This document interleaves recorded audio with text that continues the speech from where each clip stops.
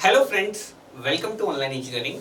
अब यहाँ पर पढ़ते हैं हम यहाँ पर स्टोन वाला ही जो सेशन है उसको हम यहाँ पर आगे बढ़ा रहे हैं और आगे चलते हुए हम यहाँ पर एक एक करते हुए सारी चीजों को देखते हुए चलते हैं। तो पहला क्वेश्चन इस पर्टिकुलर सेशन का हमारा रहने वाला है 2017 के क्वेश्चंस तक हमने यहाँ पर थोड़े बहुत क्वेश्चन 17 के कर लिए थे।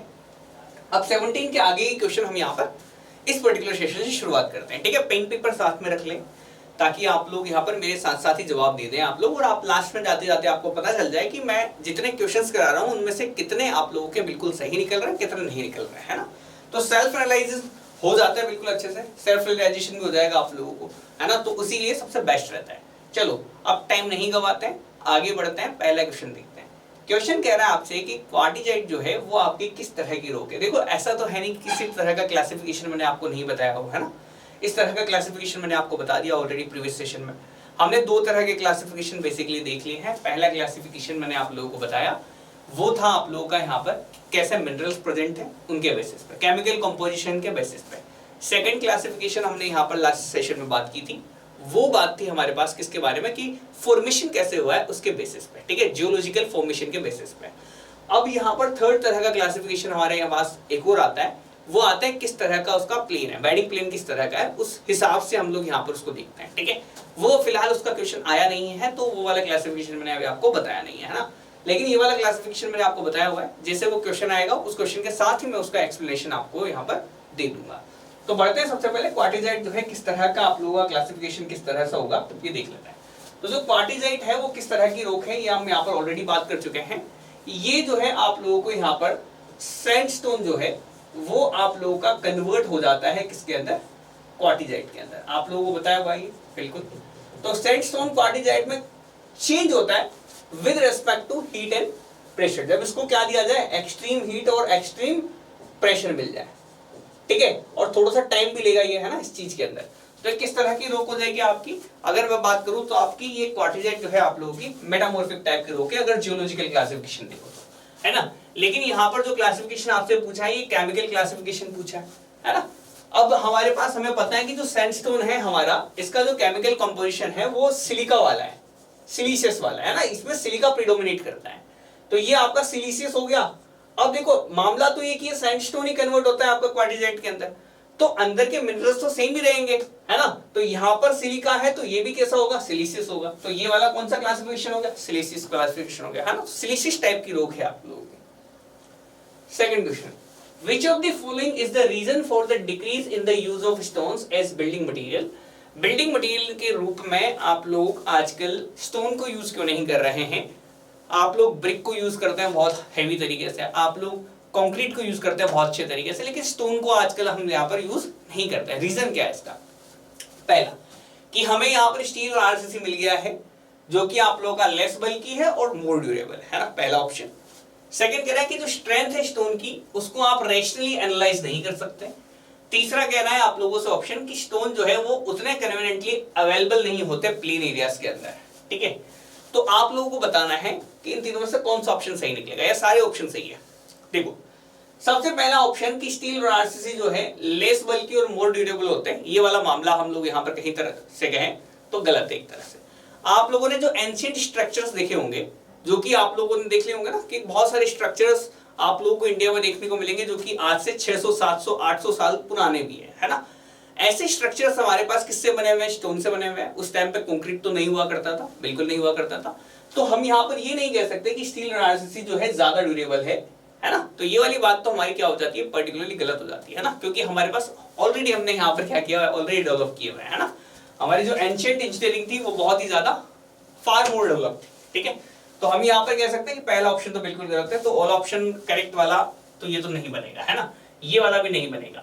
स्टील आरसीसी लेस बल्कि है, ये मैं मान सकता हूँ कि थोड़ी सी लेस बल्कि है ये, है ना। अगर आप देखो तो स्टोन को आप लोगों को उठा के लाना पड़ता है, तो बड़े बड़े स्टोन्स आप लोगों को लगाने पड़ते हैं, और वहीं पे आप लोग देखो तो उसके रिगार्डिंग देखे तो लेस बल्कि है ये, है ना। कोई दिक्कत नहीं, इतना ज्यादा हैवी अमाउंट में आपको नहीं उठा के लाना पड़ेगा, क्योंकि स्टोन को लेके आओगे फिर उसकी ड्रेसिंग वगैरह करोगे फिर प्रॉपर तरीके से लगाओगे तो ज्यादा लाके थोड़ा कम लगता है उसमें ना, तो इसमें वेस्टेज ज्यादा होता है, तो ज्यादा उठा के लाना पड़ता है आपको स्टोन, है ना। भारी भी पड़ता है हमें लेके आना, और स्टील आरसीसी वहीं पे कंपैरेटिवली आप लोगों को थोड़ा सा आसान पड़ता है ना। स्ट्रेंथ जो है स्टोन की can not be rationally analyse, और एक है stones are not conveniently available in plains. देखो प्लेन एरियाज के अंदर ऐसा नहीं है कि स्टोन अवेलेबल नहीं है इजीली। आप लोग देखो तो जो जनरली जो इलाके हैं, जैसे कि मैं जहां से बिलोंग करता हूँ प्लेन इलाका ही है, वहां पर भी इजीली आप लोगों को स्टोन अवेलेबल हो जाता है ना, कोई दिक्कत वाली बात नहीं है। तो ये वाला ऑप्शन भी बिल्कुल सही नहीं है। तो यहाँ पर जो करेक्ट ऑप्शन है वो है ऑप्शन नंबर बी, कि स्ट्रेंथ जो है स्टोन की वो रैशनली एनालाइज नहीं कर सकते। इसका मतलब क्या है? इसका मतलब है देखो कि आप अगर चाहे तो एक ही खदान से, है ना, एक ही माइन है, उसी माइन से आप लोग यहाँ पर क्या कर रहे हो, पत्थर निकाल रहे हो। वो जो पत्थर आप लोग निकाल रहे हो ना, तो आप पत्थर कितना ही निकाल लो आप लोग, अलग अलग डेप्थ पे भी ना इसकी स्ट्रेंथ चेंज हो जाती है। जैसे कि मैं टॉप वाले स्टोन की बात करूं और बॉटम वाले स्टोन की बात करूं, सेम स्टोन निकाल रहा हूं, है ना, एक ही पत्थर निकाल रहा हूं। लेट मी से कि मैं सैंडस्टोन निकाल रहा हूं ऊपर की तरफ से नीचे की तरफ से, एक ही डेप्थ पे, ठीक है, तो वहां पर भी अलग मिल जाती है आपको। जैसी जगह चेंज हुई, जैसे यहाँ की जगह मैं थोड़ा सा उधर से लेके आया, तो वो भी आप लोगों को यहाँ पर क्या है कि अलग अलग स्ट्रेंथ दिखाएगा। यानी कि मैंने आपको बोला था ना, जब मैंने ग्रेनाइट का एग्जांपल दिया था कि ग्रेनाइट की जो रेंज है वो आपको 100 मेगापास्कल से 250 मेगापास्कल तक की रेंज मिल जाती है। तो आपको पता नहीं है आप जो ग्रेनाइट लगा रहे हो वो 100 का है कि 250 का है। वहीं पे अगर आप स्टील और आरसीसी को देखोगे ना, तो आप एक ग्रेड के बेसिस पे आप डिजाइन कर सकते हो, है ना। वहीं पे आप लोग स्टोन को देखोगे तो स्टोन की आप लोग रैशनली आप एनालाइज नहीं कर सकते कि इसकी स्ट्रेंथ एक्चुअल में कितनी आ रही है, क्योंकि हर एक स्टोन जो है ना आप लोग हर एक अलग अलग एरिया से आएगा या अलग अलग डेप्थ से भी आएगा ना, उसकी भी स्ट्रेंथ आप लोगों को यहाँ पर डिफरेंट आप लोगों को देखने को मिल सकती है। तो यहाँ पर जो करेक्ट ऑप्शन रहेगा वो ऑप्शन नंबर बी रहेगा। इसका रीजन मैंने आप लोगों को यहाँ पर बता दिया है। जो आर्जिलेशियस रॉक्स हैं, इनका जो प्रिंसिपल कॉन्स्टिट्यूएंट्स हैं, ये क्या होता है, या तो एल्यूमिना देगा या आपको क्ले देगा। ये मैं आपको प्रीवियस सेशन में बता चुका हूं, तो बी ऑप्शन मेरे यहाँ पर करेक्ट आंसर है। नेक्स्ट, शिंगल क्या होता है? अच्छा देखो, शिंगल है ना, बहुत से लोगों ने शायद देखा भी होगा। शिंगल्स तो सब लोगों ने देख रखा है, हम सब लोगों ने शिंगल देखा है। जिन लोगों ने नहीं देखा वो उसको देख के याद आ जाएगा। देखो, दीज आर द शिंगल्स, है ना। आप लोग चले जाओ बीचेस पे, है ना, गोवा याद आ गया, है ना, हाँ बिल्कुल।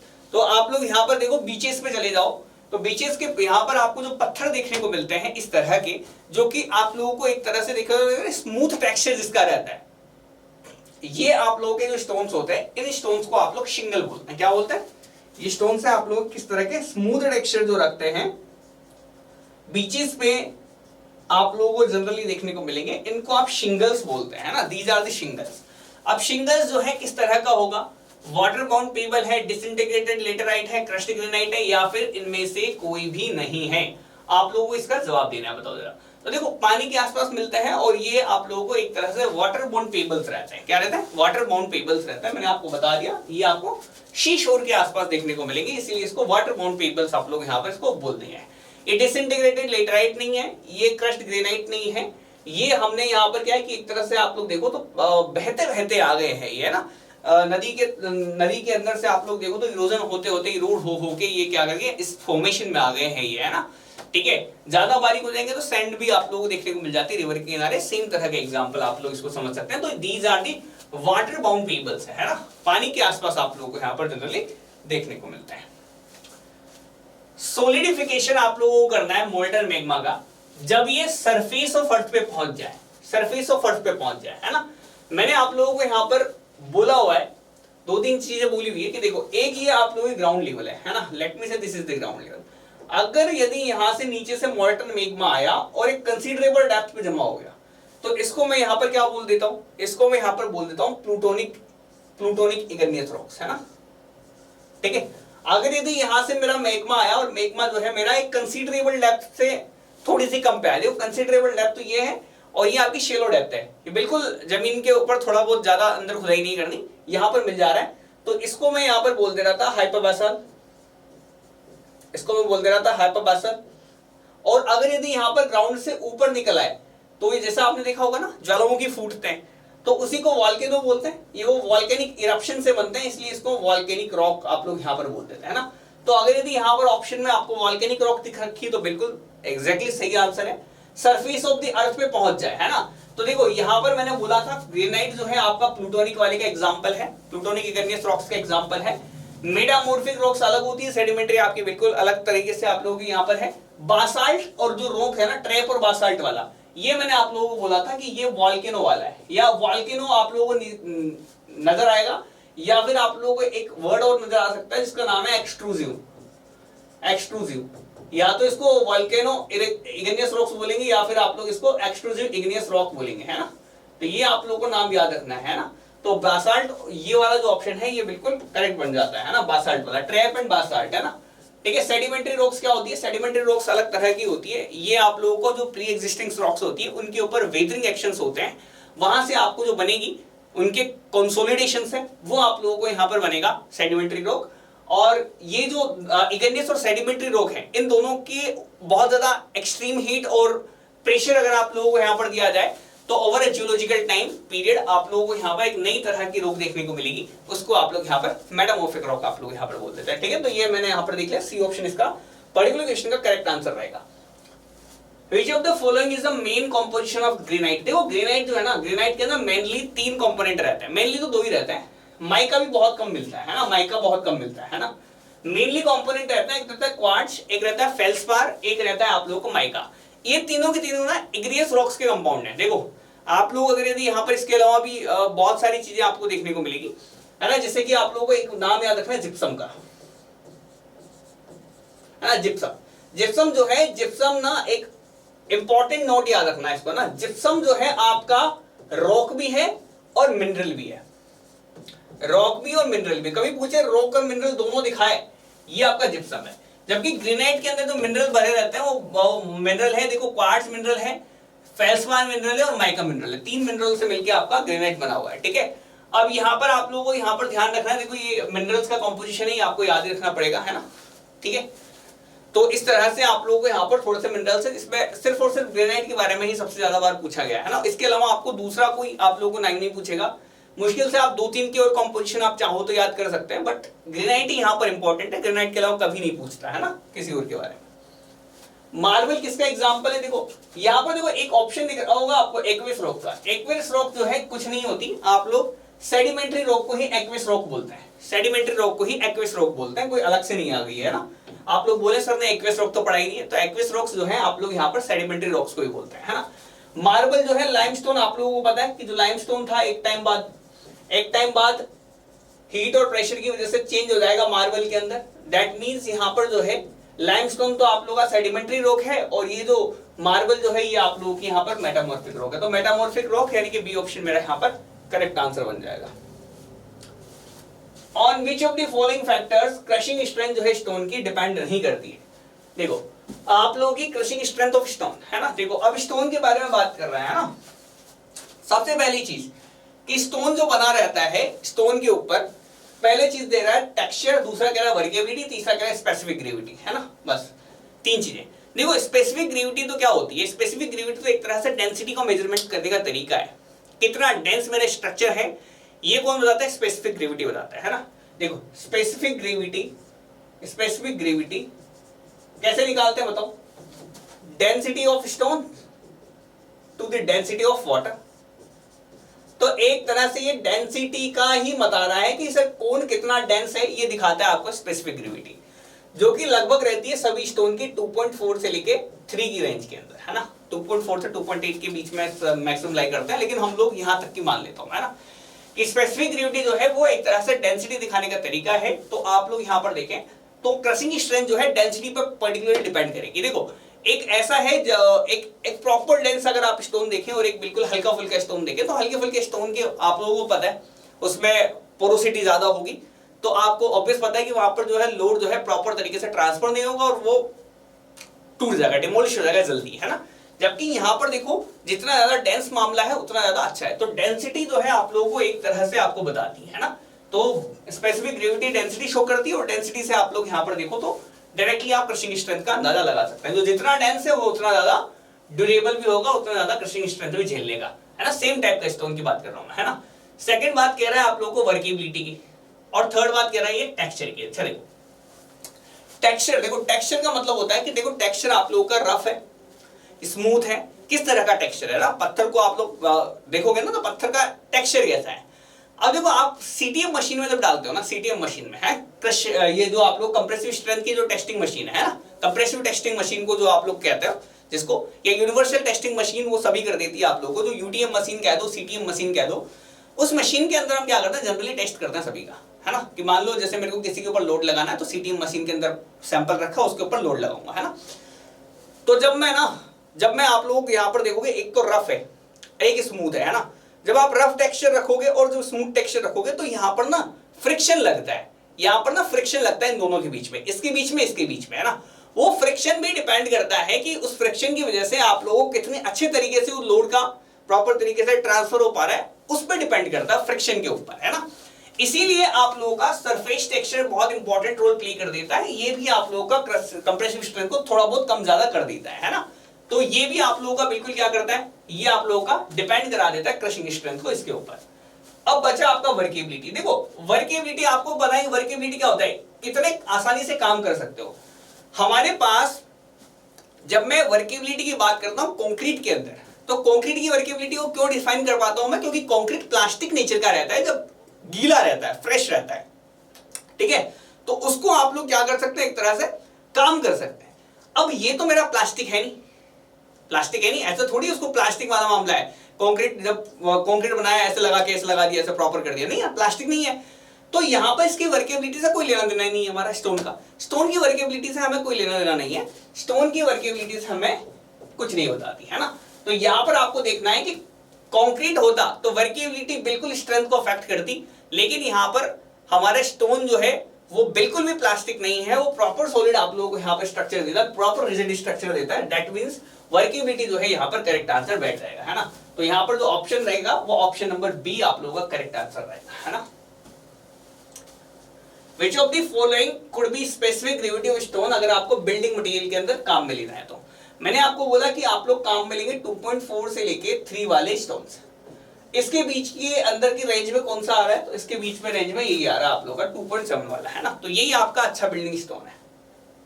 Next, rocks form due to the change of original structure due to the heat and excessive pressure. बताओ, हीट और एक्सेसिव प्रेशर की वजह से आप लोगों की रॉक फॉर्म हो जाती है। कौन सी फॉर्म होती है, मेटामॉर्फिक फॉर्म होती है ना। मेटामॉर्फिक देखो, सेडिमेंट्री भी मेटामॉर्फिक में जा सकता है और इग्नियस भी मेटामॉर्फिक में जा सकता है, कोई फिक्स वाली बात नहीं, कहीं भी जा सकता है ना। ग्रेनाइट जो है वो मेनली आप लोगों को क्वार्ट्ज और फेल्जा रखता है। अच्छा देखो, मैं आपको ये भी बता देता हूं, थोड़ा एक और नॉलेज ले लो आप लोग, है ना, एक और अच्छी बात ले लो। जो क्वार्ट्ज है ना, ये क्वार्ट्ज आप लोगों को स्ट्रेंथ शो करता है, यानी कि क्वार्ट्ज जो है आपको स्ट्रेंथ देता है ग्रेनाइट को। ग्रेनाइट की स्ट्रेंथ के लिए जो आप लोग यहाँ पर देखोगे तो क्वार्ट्ज आप लोगों का रिस्पॉन्सिबल है। अगर यदि यहाँ पर मैं बात करूं आप लोगों की फेल्सपार की, तो फेल्सपार जो है ये आप लोगों को देता है शाइन। जो ग्रेनाइट के ऊपर थोड़ी सी शाइन दिखती है और ग्रेनाइट का जो कलर दिखता है ना, वो आप लोगों को दिखता है किसकी वजह से, फेल्सपार की वजह से, ठीक है। और जो माइका है वो 3D क्रिस्टलाइन स्ट्रक्चर आप लोगों को यहाँ पर क्रिएट करके देता है माइका, है ना। पर मैं बता दूं माइका का कंपोजिशन बहुत कम है। यहाँ पर जो प्रिंसिपल कॉन्स्टिट्यूएंट्स आप लोग देखोगे तो क्वार्ट्ज और फेल्सपार ही देखने को मिलेगा आपको ग्रेनाइट के अंदर। और ग्रेनाइट जो है किस तरह की रॉक है आप लोगों को पता है, ये प्लूटोनिक इग्नियस रॉक्स हैं, या फिर मैं आप लोगों को यहाँ पर सीधा इग्नियस रॉक्स आप लोगों को टिक कर देता हूँ। Stone machinery, in stone machinery stone जो है स्ट्रैडल करते हैं हम लोग, ताकि आप लोग यहाँ पर क्या करें, किस प्लेन में लगे। मतलब स्टोन मैशनरी में आप देखो, स्टोन मैशनरी के अंदर आप लोग राइट एंगल पे ही आप लोग यहाँ पर पूरा काम करते हैं, है ना। तो ये सब काम पूरा राइट एंगल पे होने वाला है, ठीक है, कोई दिक्कत नहीं। राइट एंगल पे आप लोगों को बेडिंग प्लेन के परपेंडिकुलर डायरेक्शन के अंदर प्रीवियस सेशन के अंदर डिटेल्ड के अंदर मैंने आप लोगों को बताया हुआ है, इसलिए मैं डायरेक्ट टिक करके आगे बढ़ गया। Which of the following represent करता है crushing strength of a good quality stone. बताओ जरा कितनी होनी चाहिए, लेस देन 20, 20 से 60, 60 से 80 या ग्रेटर देन 100। तो आपको पता है। और फिर अच्छा देखो यार, इसने ना अच्छा यहाँ पर दे दिया मेगा पास्कल, वो सोचा मैंने कहा इसने लिखा क्यों नहीं है मेगा पास्कल, है ना। तो देखो मेगा पास्कल के अंदर देखें तो 100 मेगा पास्कल, अगर केजी पर सेंटीमीटर स्क्वायर में देखेंगे तो 1000 केजी पर सेंटीमीटर स्क्वायर से कम ज्यादा वाला बिल्डिंग स्टोन आप लोग यहाँ पर यूज लेंगे, अदरवाइज नहीं लेंगे, है ना। The aggregate which is obtained from the sea shore और rivers and produce minimum voids in the concrete is known as। अच्छा देखो, अब कंक्रीट की बात आ गई है ना। ये सवाल जो है कंक्रीट और एग्रीगेट, कंक्रीट और स्टोन दोनों से रिलेटेड है। अब देखो क्या है, देखो एक होता है एंगुलर एग्रीगेट। एंगुलर एग्रीगेट का मतलब है कि इस तरह से जो है उसमें एंगल्स निकले हुए हैं, है ना। एक होता है आपका फ्लैकी एग्रीगेट। फ्लैकी एग्रीगेट का मतलब है एक एग्रीगेट ऐसा जिसकी मोटाई बहुत ज्यादा है। एक होता है आपका elongated aggregate. Elongated aggregate. Elongated aggregate कैसा, जिसकी लेंथ बहुत ज्यादा रहती है ना, बाकी अदर डायमेंशन नहीं, लेंथ बड़ी है। एक तो बड़ी लेंथ वाला, एक थोड़ा सा हेवी थिकनेस वाला, और एक आपके पास हो जाता है राउंडेड एग्रीगेट, है ना। यहाँ पर दो के बारे में बात कर रहा हूं मैं, सिर्फ इन दो के बारे में देखो, है ना। इर्रेगुलर जो है इन्हीं को बोलते हैं, एंगुलर वालों को, है ना। अच्छा देखो, अब देखो, अगर यदि यहां पर मैं एक ग्लास के अंदर सिर्फ राउंडेड वाले पार्टिकल भरूं, राउंडेड वाले पार्टिकल भरूं, है ना, तो आपको देखने को मिलेगा कि राउंडेड वाले पार्टिकल जो है ना, ये आपके सबसे कम वॉइड्स दिखाएंगे। हाँ बिल्कुल बिल्कुल, राउंडेड वाले आपको वॉइड्स कम दिखाएंगे। और वहीं पे अगर आप एंगुलर भर देते ना इसकी जगह, तो एंगुलर, पता है एंगुलर भराव में नहीं आते, पता है ये इस तरह से ऐसे ऐसे जगह जगह घेर लेता है ये। इसमें ना वॉइड्स बहुत ज्यादा देखने को मिल जाते हैं आप लोग, इस तरह के जो एंगुलर हैं ये इस तरह से भरे आते हैं ना। तो इसमें ना वॉइड्स ज्यादा देखने को मिलते हैं एंगुलर एग्रीगेट में, इसमें वॉइड्स ज्यादा होते हैं, है ना, एंगुलर एग्रीगेट में। इसमें ये एंगुलर है ना, दिस इज द एंगुलर, है ना, यहां पे लिखा देता हूं ताकि आप लोगों को याद रहेगा, एंगुलर। इसमें ना वॉइड्स जो हैं इसमें ज्यादा रहते हैं, ठीक है, और इसमें वॉइड्स जो हैं कम रहते हैं। जनरली अगर यदि मैं बात करूं तो राउंडेड एग्रीगेट के अंदर 33% तक वॉइड आप लोगों को देखने को मिलेगा, 33, 32, है ना, 32 से 33, इतने परसेंट आपको वॉइड्स देखने को मिलेंगे, है ना। जबकि इसमें लगभग 44% या उससे ज्यादा के आपको यहाँ पर देखने को 44% के आसपास के वॉइड्स आपको देखने को मिलते हैं, है ना। तो आप लोग पता है इसमें वॉइड कम है, इसमें वॉइड ज्यादा है ना। तो आपको क्या लग रहा होगा कि स्ट्रेंथ किसकी ज्यादा होगी। अगर कंक्रीट के अंदर मैं ये वाले एग्रीगेट यूज करूं या ये वाले एग्रीगेट यूज करूं तो किसकी स्ट्रेंथ ज्यादा आएगी। तो स्ट्रेंथ देखो मैं बता दूं, स्ट्रेंथ इसकी ज्यादा आती है एंगुलर की, ये इनकी स्ट्रेंथ ज्यादा आती है। क्यों ज्यादा आती है, देखो इनके ना खांचे बने हुए हैं, देखो इस तरह से। अब इस एक खांचे में दूसरा जो एग्रीगेट है ना वो फंस जाता है, तो ये इंटरलॉकिंग प्रॉपर्टी देते हैं। क्या करते हैं ये, इंटरलॉकिंग प्रॉपर्टी देते हैं। कौन सी प्रॉपर्टी, इंटरलॉकिंग की प्रॉपर्टी देते हैं, एक दूसरे में लॉक हो जाता है ना, ठीक है। तो इंटरलॉकिंग की प्रॉपर्टी की वजह से यहां पर जो है कंक्रीट के अंदर स्ट्रेंथ जो है हायर मिल जाती है, या स्ट्रेंथ ज्यादा देते हैं। जबकि इस वाले की बात करूं तो ये देखो, अब देखो जो जितना टेढ़ा मामला है ना, जितना आपको खांचे वाचे से निकला है, उसने है ना आप लोगों को काम करने में दिक्कत आएगी। देखो आप लोगों को पूरा काम करना है, आप लोगों को मिक्सिंग करनी है, तो मिक्स करने में, क्योंकि देखो ऑलरेडी एक दूसरे के साथ इस खांचे बना देंगे, है ना, इस तरह से जुड़ जाते हैं, तो मिक्स करने में भी दिक्कत आती है, प्लेस करने में भी दिक्कत आती है ना। तो ये सारे काम आप लोगों को यहाँ पर दिक्कत देते हैं वर्केबिलिटी के अंदर, है ना। यहाँ पे अगर मैं बात करूं तो ये गोल गोल है, इनको तो आप मिक्स कर दो, रख दो, लगा दो, कहीं भी आसानी से काम होगा। ये आपको वर्केबिलिटी हाई देते हैं, ये आपको वर्केबिलिटी हाई देते हैं, ना। तो सबसे ज्यादा अगर यदि आपसे पूछे सबसे ज्यादा वॉइड्स किसमें है, तो इसमें है। सबसे कम वॉइड्स पूछे तो इसमें है। तो ये पूछ रहे हैं मिनिमम वॉइड्स, तो मिनिमम वॉइड्स आपको देखने को मिलते हैं आपको राउंडेड एग्रीगेट के अंदर। किसमें, राउंडेड एग्रीगेट के अंदर, है ना। ये हम लोग यहाँ पर टिक कर देंगे, डी ऑप्शन को करेक्ट आंसर। एक एग्रीगेट को आप फ्लैगी कहेंगे अगर इसका लीस्ट डायमेंशन क्या रहे। देखो अब यहाँ पर दो तरह के टेस्ट चलते हैं आपके, है ना। एक चलता है एलोंगेशन टेस्ट, एक चलता है आप लोगों का यहाँ पर फ्लैकिनेज टेस्ट। अभी बात करते हैं हम फ्लैकिनेज टेस्ट के बारे में, ठीक है। देखो this is the flakiness test, this is the flakiness test. Flakiness test के लिए हम लोग यहाँ पर विड्थ गोज या थिकनेस गोज आप लोग इसको बोलते हैं, थिकनेस गोज बोलते हैं ना। ये थिकनेस गोज है, इसको आप लोग काम में लेते हैं। किसको काम मिलेंगे, थिकनेस गोज को आप लोग काम में लेते हैं ना। अब सर साफ थिकनेस गोज क्या कहता है आपसे, थिकनेस गोज कहता है कि लेट मी से कि मैंने मान लो 10 mm और यहां पर आप लोग मान लेता हूं यहां पर मैं 16 mm, ठीक है। यहां पर मैंने कह दिया कि मेरे को एक कंक्रीट बनाना है, उस कंक्रीट के अंदर मैं एग्रीगेट काम में ले रहा हूं। कंक्रीट को बनाने के लिए मैंने यहां पर एग्रीगेट लिया। एग्रीगेट का जो साइज है वो ले रहा हूं मैं यहां पर 10 से 16 के बीच का, यानी कि 10 mm वाली सीयू से पास हो जाए, 16 mm वाली सीयू से पे रिटेन हो जाए। समझ में आ गई, 10 से 16 वाले बीच में ना, 10 mm वाली सीयू से पास हो जाए और 16 mm वाली से रिटेन हो जाए, है ना। ये मैंने यहां पर मान लो इस साइज का एग्रीगेट मैंने यहां पर काम में लिया है कि सर इसका काम करूंगा मैं, इस वाले एग्रीगेट से मैं कंक्रीट बनाने वाला हूं, है ना, ठीक है। तो जो एवरेज साइज है, मीन साइज है, वो आप लोगों का कितना आ गया, 13 mm आ गया। 13 mm आ गया क्या, बिल्कुल 13 mm आ गया, है ना। तो 13 mm आप लोगों के पास यहाँ पर मीन साइज आ गया कि सर ये मीन साइज है, इस मीन साइज के ऊपर मैं यहाँ पर इस मीन साइज ऑफ एग्रीगेट के ऊपर मैं यहाँ पर काम कर रहा हूँ, ठीक है। 10 mm से जो पास हो गया, 16 पे जो रिटेन हो गया ना। 13 mm की सीयू तक मैं यहाँ पर मैं क्या कर रहा हूँ, काम 13 mm की साइज के एग्रीगेट के ऊपर मैं यहाँ पर काम कर रहा हूँ। अब जो मेरा काम चलेगा वो काम किस तरह से चलेगा उसको देखना है आप लोगों को बेसिकली, है ना, कि अगर यदि आप लोग चाहते हैं कि आपके फ्लैकी पार्टिकल्स नहीं मौजूद है, ठीक है, तो एग्रीगेट की साइज यही होनी चाहिए, इससे ज्यादा नहीं होनी चाहिए, बिल्कुल। तो आप लोग फ्लैकीनेस टेस्ट को चेक करने के लिए, फ्लैकीनेस को चेक करने के लिए आप लोग इसको 0.6 से मल्टीप्लाई करेंगे डी मीन साइज को, यानी कि 13 को करेंगे 0.6 से मल्टीप्लाई, ठीक है। तो ये आपके पास निकल के आया कितना, 7.8 mm, ठीक है। अब आप लोग 7.8 mm वाला साचा उठाएंगे, ठीक है। तो लेट मी से ये वाला साचा 7.8 mm वाला है, लेट मी से, ठीक है। अब यहां से आप एग्रीगेट को पास कराना चालू करेंगे, ठीक है। जो आपके पास सैंपल है, सैंपल आपने सैंपल साइज उठाया, ये वाला sample size, this is the sample size, this is the sample size, sample size जो है आप लोगों के पास कितने, 13 mm की, 13 mm के सैंपल साइज का आप लोगों ने देखा, 0.6 से मल्टीप्लाई कर दिया इसको। अब यहां पर इस साचे से आप लोग यहां से पास कराएंगे, ठीक है। अब एग्रीगेट पास कराओगे तो आपको पता है कि आपका जो साइज है ना वो 10 से 16 के बीच में होना चाहिए, है ना।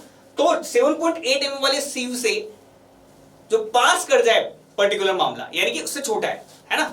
अब समझो, समझना बात को, मैं आपको बिल्कुल आसान शब्दों में समझा रहा हूं। देखो, आपने 10 से 16 mm साइज का सैंपल उठाया, मीन साइज 13 mm हो गई। अब 13 mm को आपको 0.6 से मल्टीप्लाई करना है। फ्लैकीनेस टेस्ट आपसे कहता है कि आप लोग इसको 0.6 से मल्टीप्लाई करो, कर दिया, हाँ। अब देखो 7.8 mm साइज वाला ये आप लोगों ने खांचा उठाया, इस खांचे से आप एक एक एग्रीगेट को पास करोगे, सैंपल वाले को, है ना, सैंपल साइज वाले को एक एक एग्रीगेट को पास करोगे। तो आपके पास आपको साइज ये चाहिए था 7.8 mm वाले से आप लोगों के 15% से ज्यादा पास नहीं होने चाहिए, 15% से ज्यादा ना पास नहीं करने चाहिए 7.8 mm वाले से। क्यों? क्योंकि आप लोग यहाँ पर फ्लैकी पार्टिकल नहीं ले रहे हैं, है ना। तो इसको कहते हैं फ्लैकीनेस टेस्ट, कि कौन कितना मोटा है, कौन कितना नहीं है, आपको पता चल जाएगा। जो मैं आप लोगों को साइज चाह रहा था 10 से 16 के बीच में, वो सच में आ भी रही है कि नहीं आ रही है ना। तो आप इससे पास कराऊं तो इससे पास नहीं होने चाहिए, ठीक है। ऐसे फ्लैकीनेस टेस्ट करते हैं। तो इसके लिए आप लोगों को यहाँ पर मीन साइज को 0.6 mm से, या सॉरी 0.6 से आप लोगों को मल्टीप्लाई करना पड़ता है, या फिर 0.6 को मैं यहाँ पर 3/50 बोल सकता हूँ, ठीक है। 3/5 से मैं मल्टीप्लाई करके देखूंगा, उसी के बाद आप लोग यहाँ पर कहेंगे कि जो कम से कम जो लीस्ट डायमेंशन है ना, वो आप लोगों को यहाँ पर इससे कम ना देखने को मिले। जो 15% पार्टिकल है ना, इससे ज्यादा नहीं जाना चाहिए इससे पास। जो इससे पास हो गया 7.8 से भी, क्योंकि 10 से 16 के बीच का चाहिए, 7.8 से पास कर गया, इसका मतलब फ्लैकी पार्टिकल है। कैसा पार्टिकल है? फ्लैकी पार्टिकल है, ठीक है। द मोस्ट यूजलेस एग्रीगेट जो है, जिसका सरफेस टेक्सचर कैसा हो, बताओ जरा। स्मूथ हो, ग्रेनुलर हो, ग्लासी हो। देखो ग्लासी का मतलब है जो शाइन मारता हो, है ना, ठीक है। ग्रेनुलर का मतलब है जिसके जो आपको ग्रेन साइज में आपको दिखता हो। स्मूथ टेक्सचर आप लोग जानते ही हैं। हनीकॉम्ब एंड पोरस, ये मैंने प्यूमाइस स्टोन समझाया था आपको। प्यूमाइस का जो स्ट्रक्चर है ना, वो आपका हनीकॉम्ब स्ट्रक्चर, एक तरह से पोरस स्ट्रक्चर उसका, है ना, एक तरह से, ठीक है। जो हमने प्यूमाइस के बारे में बात की थी, ये जो मैंने प्यूमाइस के बारे में आपको बताया था, इस स्ट्रक्चर की कह रहा है। इस स्ट्रक्चर को आप लोग हनीकॉम्ब स्ट्रक्चर कहते हैं। इस स्ट्रक्चर को आप लोग हनीकॉम्ब स्ट्रक्चर कहते हैं, है ना। तो अब आप लोग बताओ, क्या इसको आप लोग काम में लेते हैं? नहीं लेते। क्यों नहीं लेते? क्योंकि ऑब्वियस बात है सर, इसकी स्ट्रेंथ बहुत कम है, इसकी स्ट्रेंथ बहुत कम है। तो ऐसे जो एग्रीगेट्स हैं, इनको भी आप लोग यहाँ पर यूज नहीं करेंगे। These are the useless aggregates, है ना। तो हनीकॉम्ब स्ट्रक्चर हो या पोरस स्ट्रक्चर हो, जिसके अंदर पोरोसिटी बहुत ज्यादा हो, ऐसे स्ट्रक्चर्स को आप लोग, ऐसे पर्टिकुलर पार्टिकल्स को आप लोग काम में नहीं लेते एज एन एग्रीगेट। अगर एग्रीगेट जो है कंप्लीटली पास हो जाए एक सीयू से 75 mm से, और रिटेन हो जाए आप लोगों का साइज 60 mm से, तो एग्रीगेट को आप इलोंगेटेड एग्रीगेट कब कहेंगे? देखो, अब फ्लैकी वाला देख ले, अब इलोंगेटेड वाला देखो। इलोंगेटेड के अंदर हम लोग यहाँ पर टेस्ट करते हैं इलोंगेशन का। उसके जो हमारे पास गोज काम में आता है, वो थिकनेस गोज नहीं आता, वो लेंथ गोज काम में आता है ना। अब लेंथ गोज काम में आएगा, ठीक है। अब लेट मी से आप लोग कोई भी साइज उठा लो, 10 से 16 वाले साइज उठा ली थी, मान लो मैंने, है ना, 10 से 16 वाली साइज उठा ली मैंने, है ना, ठीक है। या एक ऐसा करता हूं, ये जो इसने बताया एग्जांपल, उसी एग्जांपल को लेते हैं ना। ये कह रहा है कि देखो 75 और 60, है ना। देखो, तो जो इसने कहा है जो सैंपल है वो साइज आपको दे रखी है कितनी, 60 से लेके 75 mm तक की, ठीक है। तो जो डी मीन निकल के आएगा वो कितना निकलेगा बताओ जरा। तो 67.5 mm हो गया डी मीन साइज। इन दोनों का आधा 15 7.5 कर दूंगे, है ना, ठीक है। 67.5 mm, है ना। अब इलोंगेटेड है, लंबा है नहीं है पार्टिकल, वो आपको देखना है ना। तो वो कैसे देखेंगे, उसके लिए आप लोगों को यहां पर इलोंगेटेड के लिए, इलोंगेशन के लिए इलोंगेटेड पार्टिकल, क्योंकि देखो साइज तो आपको 60 से 75 चाहिए, तो इलोंगेटेड पार्टिकल के लिए आप लोग देखते हैं कि ऐसा कोई पार्टिकल तो नहीं है जिसकी साइज से 1.8 गुना बड़ी हो, है ना। 1.8 से मल्टीप्लाई कर देंगे 67.5, ठीक है। तो लेट मी से ये वाला गोज निकल के आता है, तो अब आप इस गोज से हर एक एग्रीगेट को पास करेंगे, सैंपल वाले, है ना। सैंपल उठा लिया आप लोगों ने 100, 200, 500, ठीक है, 500 ग्राम का, ठीक है। अब उसको आप लोग यहां पर क्या करेंगे, इससे आप लोग पास कराएंगे, करा दिया। तो आप लोगों को 15% से ज्यादा पार्टिकल ऐसे नहीं होने चाहिए जो इस वाले गोज को पास कर जाए, यानी कि 1.8 गुना साइज से भी बड़ा निकल जाए 67.5 के, है ना। 15% से ज्यादा पार्टिकल आपके नहीं होने चाहिए, है ना। इसको मल्टीप्लाई कर लो, ये आपका इलोंगेशन आप लोगों को डिसाइड कर देगा कि इससे ज्यादा बड़े पार्टिकल को आप लोग क्या कह देंगे, इलोंगेटेड पार्टिकल कह देंगे। तो ये देखो, ये कह भी रखा है, देखो the aggregate will be known as elongated aggregate if its length is not less than, यानी कि इससे ज्यादा ही है। तो इसको मल्टीप्लाई कर दो, देखो, तो मैं यहां पर अगर बात करूं तो इसको मल्टीप्लाई करूं तो देखो कितना बन के आ रहा है। तो देखो आप लोग अगर सिंपली देखो ना, इसको अगर मैं 60 और इसको मैं 2 मानूं ना, तब भी आपका 120 के आसपास पड़ रहा है। और यहां पर आप लोगों को जो ऑप्शन है वो एक ही दे रखा है। देखो एसएससी ना कभी भी इस तरह के क्वेश्चन कराता है ना, तो उसको पता है कि कैलकुलेटर हमने नहीं देना है सामने वाले को, है ना, और टाइम बहुत कम देता है, तो आप लोगों को यहाँ पर जो है दिमाग से आप कैलकुलेशन कर पाओ वैसे वाले ऑप्शंस आप लोगों को देता है ना। एसएससी है इसीलिए मैं आप लोगों को कैलसी यूज करके नहीं दिखा रहा हूं, अदरवाइज आप करके देखोगे तो इसके आसपास वैल्यू आएगी। देखो ना, इसको अगर यदि आप 60 कर दो और इसको आप लोग 2 कर दो तो आपका 120 बैठ जाएगा, तो 120.5 जो है आप लोगों का करेक्ट आंसर लग जाएगा इस केस के अंदर, है ना। तो आप लोगों को इस तरह से आंसर करना है और कुछ नहीं करना है ना। तो आप लोगों को ज्यादा दिमाग नहीं लगाना, यहाँ पर इस तरह के जो कैलकुलेशन है उसको आप लोगों को यहाँ पर रफली कर देना है और आप लोगों के आंसर जो है अप्रोक्सीमेटली सही निकल के आते हैं। मैंने आप लोगों को करके बताया एक से पहले, है ना। ये भी 15% से रिस्ट्रिक्ट कर देना है आप लोगों को ना। These are the elongation test. Calculation of pure lime, देखो जो प्योर लाइम है वो होता है CaCO3, इसको कैल्सिनेशन कर दो आप लोग, है ना। तो कैल्सिनेशन करोगे तो क्या मिलेगा, CaO बनेगा और साथ में CO2 मिलेगा। ये जो CaO आपको मिलता है ना, इस CaO को आप बोलते हैं क्विक लाइम। क्या बोलते हैं इसको आप लोग, क्विक लाइम बोलते हैं, है ना। तो ये कैल्सिनेशन जो है आप लोगों को क्विक लाइम प्रोड्यूस करके देता है, ठीक है, क्विक लाइम प्रोड्यूस करके देता है ना। लाइम वाले चैप्टर के अंदर ये सारे क्लासिफिकेशन मैं आप लोगों को यहाँ पर समझा दूंगा कि हाइड्रोलिक लाइम क्या होता है, फैट लाइम क्या होता है, हाइड्रेटेड लाइम क्या होता है ना। लाइम वाला चैप्टर आएगा अलग से। नेक्स्ट जो लाइम को सीमेंट के साथ ही कवर करते हैं ना, वहीं पे देखेंगे इसको, है ना। अभी फिलहाल सिर्फ पहले स्टोन वाले मामला कंप्लीट कर लेते हैं ना, नहीं तो मिक्स हो जाएगा एक साथ ही, है ना। जो लाइट वेट एग्रीगेट है वो कैसे ऑब्टेन होते हैं बताओ जरा। तो जो लाइट वेट एग्रीगेट है आप लोगों को पता है यार, मैंने आप लोगों को एक प्यूमाइस स्टोन का एग्जांपल दिया था, बिल्कुल वो वाले कौन से थे, वो वाले थे आपके वॉल्केनो वाले, है ना। देखो जो आप लोग इग्नियस रॉक्स हैं वो आप लोग यहाँ पर देखो वॉल्केनिक रॉक्स हैं, मेटामॉर्फिक है और सेडिमेंट्री है। देखो सबके एग्जांपल्स मैंने आपको बताया है। जो सबसे ज्यादा लाइट वेट एग्रीगेट मिलता है ना, वो मिलता है आप लोगों को जो ऊपर की तरफ आ चुका है ना, यानी कि जो वॉल्केनो से इरोप्ट होके आता है ना, वो वाला स्टोन ना सबसे ज्यादा आप लोग यहाँ पर देखोगे। It is to be observe कि जो वॉल्केनो से निकल के आता है वो वाला बहुत ही ज्यादा आप लोग का लाइट वेट आप लोगों को निकल के आता है, यानी कि उसकी डेंसिटी थोड़ी सी कमजोर रहती है, ठीक है। जैसे मैंने प्यूमाइस स्टोन का एग्जांपल दिया सेम तरह से, है ना। तो आप लोग यहाँ पर कुछ समझे कि ये जो है वॉल्केनो रॉक्स जो है इसका करेक्ट आंसर निकलेंगे, है ना। इग्नियस के अंदर देखो प्लूटोनिक भी आता है और वो भी आता है ना, इसलिए इसको इग्नियस को आप लोग एग्जांपल नहीं दे सकते, उसमें हाइपोबैसाल वाले भी हैं, उसमें वो वाले भी हैं ना, ठीक है। तो ये वाला जो वोल्केनो वाला है ये आपको लाइट वेट ही आप लोग को स्टोन देते हैं, ये लाइट वेट स्टोन्स देता है ना, लाइट वेट स्टोन्स देता है। ये आप लोगों को प्यूमाइस का एग्जांपल मैंने दिया इसीलिए था क्योंकि आप लोगों को याद रह जाए, है ना, किस तरह से क्वेश्चन को कंप्लीट करना है। क्योंकि देखो इतनी सारी चीजें याद करना जरूरी नहीं है, इसलिए मैं आप लोगों को एग्जांपल इस तरह से दे रहा हूं ताकि आप लोग यहाँ पर जब क्वेश्चन करो ना तो एग्जांपल के थ्रू ही क्वेश्चन सॉल्व हो जाए आप लोगों का।